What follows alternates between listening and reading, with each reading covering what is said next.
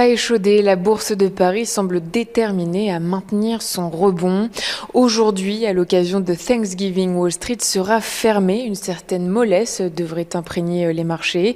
Hier, la place américaine clôturait en légère hausse, rassurée entre autres par une forte baisse des inscriptions au chômage et l'augmentation plus forte que prévue en octobre de la consommation des ménages.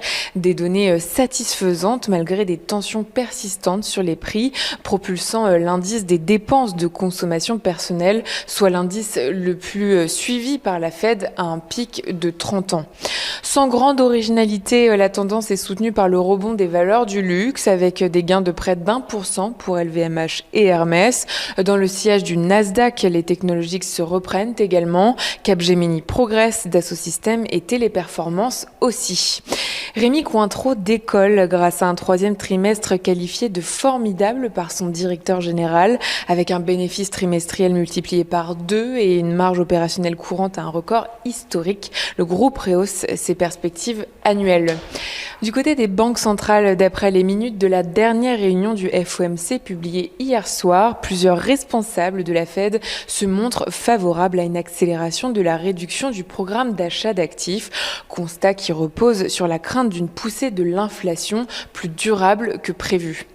Et puis l'autre grand thème du moment est celui en Europe de la dégradation de la situation sanitaire. Ce jour en France, le ministre de la Santé Olivier Véran doit tenir une conférence de presse. En Allemagne, alors que la coalition succédera le mois prochain à l'actuel gouvernement, le successeur d'Angela Merkel, Olaf Scholz, déclarait hier que la vaccination devrait être rendue obligatoire pour certaines catégories de la population, dont celles en contact avec des personnes fragiles.